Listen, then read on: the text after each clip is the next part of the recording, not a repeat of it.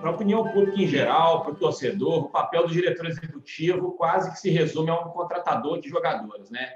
E como você mesmo está falando aí, a função vai muito além disso. Eu queria que você comentasse um pouco uma fase da sua carreira que eu acho que você teve que exercer um papel de gestor de pessoas, como inteligência emocional muito aflorada, que foi quando você assumiu a Chapecoense, que foi pós o trágico acidente lá com a equipe, né? E também falasse um pouquinho da importância hoje que tem, na sua função, qualificar o clube nas questões de análise de desempenho, scout, que eu acho isso muito relevante. E, na minha opinião, assim, de um cara que está de fora, eu acho que o Brasil está muito aquém ainda dos países da Europa, por exemplo. Queria que você comentasse essas duas questões. São duas questões que eu falo com muito prazer, porque tudo que eu vou falar para vocês aqui, obviamente, eu acredito no que eu falo, eu me entusiasmo com o que eu falo, porque eu vivo futebol de forma entusiasmada. Eu não consigo trabalhar e viver o futebol pela metade, né? O futebol ele é tão intenso dentro do campo quanto ele é fora, né? E Chapecoense foi mais do que um case profissional, né? Chapecoense foi um case pessoal, né? Eu me tornei um ser humano melhor depois que passei pela Chapecoense, né? E não é romantismo, não é força de expressão, isso realmente aconteceu comigo, né? E ali realmente eu vivi coisas muito profundas e eu pude constatar como você tem que, às vezes, ser racional num ambiente absolutamente emocional, né? Os meus primeiros dias na Chapecoense, cada vez que eu abria uma porta, eu via alguém chorando, né? E aquilo me tocava como pai de família, como marido, como filho, como irmão, né? Mas eu tinha que respeitar aquele choro, mas tocar as coisas, fazer com que as coisas acontecessem, porque tudo era muito rápido, tudo era muito urgente. E aí eu penso que foi um processo muito elucidativo, né? Por quê? Porque a gente acha que para ser um grande profissional no futebol você tem que abrir mão da paixão. Você não pode se deixar contaminar pela paixão. Ao contrário, é a paixão pelo que a gente faz, é a paixão do futebol que te faz levantar todos os dias e enfrentar, com o denodo que vocês enfrentam, por exemplo, a ideia de superar um tradicionalismo, uma coisa atávica, uma coisa quase medieval que ainda existe no nosso futebol, que é de dizer, isso é assim e sempre será assim, né?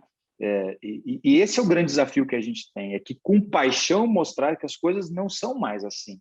E ali na Chapecoense eu vivi isso de uma forma muito contundente, porque eu tinha que respeitar a dor das pessoas, eu tinha que mostrar que aquele determinismo que foi estabelecido ali, que o clube não mais sobreviveria, que o clube não mais existiria porque muitas pessoas morreram. Não é que eu estava substituindo quem foi demitido, eu estava substituindo uma pessoa que morreu.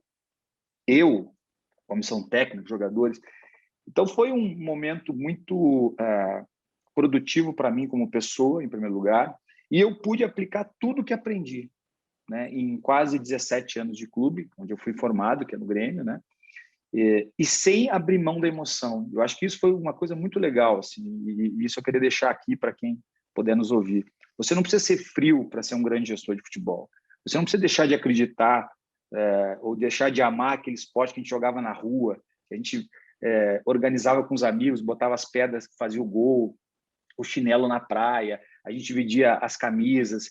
A gente ainda é movido por isso, né, professor Medina, Heloísa, Rafael? É isso que nos move, é isso que nos faz acreditar que todo dia que vocês estão pensando questões estratégicas, conceitos, visão sistêmica, para que tudo isso? Para que o nosso produto continue sendo lindo, para que as crianças continuem indo no estádio, para que o futebol continue a ser um mobilizador, um catalisador de coisas importantes.